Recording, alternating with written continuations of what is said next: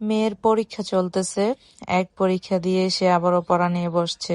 যেহেতু আগামীকালকে ম্যাথ পরীক্ষা, তাই একটু ম্যাথগুলো প্র্যাকটিস করতেছে। প্রতিদিনই 2টা করে পরীক্ষা দেয়, আর 2টা পরীক্ষার পড়া পড়তে পড়তে বাচ্চাটা আমার অনেকটা পেরেশানি হয়ে যায়। তো আজকে যেহেতু শুধু ম্যাথ পরীক্ষার পড়া, শুধু একটাই পরীক্ষা হবে, এর জন্য একটু রিল্যাক্সে পড়তেছে। আমরা সবাই জানি যে অঙ্কের হিসাব খুব ঠান্ডা মাথায় করতে হয়। তো মেয়ে আমার একদম নীরবে বসে বসে খুবই ঠান্ডা মাথায় হিসাব করতেছে।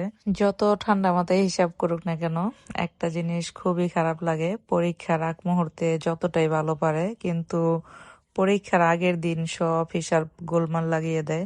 শুধু আমার বাচ্চাই না, অনেক বাচ্চার ক্ষেত্রে এরকম কথাটা শুনি। এইদিকে ঠান্ডা মাথায় হিসাব করতে করতে খিদে লেগে গেছে, বলতেছে আম্মু আমাকে একটু চা জাল দিয়ে দাও, আমি চা খাবো আর এদিকে অঙ্ক করব। তো যেই কথা সেই কাজ, এমনি তো বিকালবেলা পড়তে চায় না, যেহেতু পড়তে বসছে, এখন মেয়ের যেটাই খেতে ইচ্ছে করুক সেটাই দিতে হবে, কিছু করার নেই।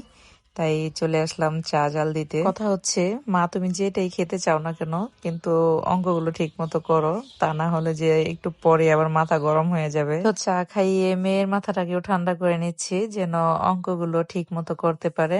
আর তার অঙ্কগুলো ঠিক হলে আমার মাথাটাও ঠান্ডা থাকবে। এই বলে মেয়েকে চা দিলাম আর বললাম যে একটু তাড়াতাড়ি খাও, খাওয়ার পর আবার পড়া শুরু করে দাও, তা না হলে আবার একটু পরে বলবা যে আমি একটু খেলতে চলে যাব, তখন আর পড়া হবে না। মেয়ে আমার এই কথা শুনে হেসে হেসে বলতেছে যে আম্মু তুমি কিভাবে আমার মনের কথাটা জানলা, আমি তো সত্যি একটু পর খেলতে চলে যাব। তখন মেয়েকে বললাম যে আম্মু, মায়েরা এমনই হয়, মায়েরা বাচ্চাদের মনের কথা বুঝতে পারে। মাঝে মাঝে ওই আমাকে এমন প্রশ্ন করে যে কথার আমি উত্তর খুঁজে পাই না, তারপরেও বাচ্চাদের এই প্রশ্নগুলা অনেক ভালো লাগে।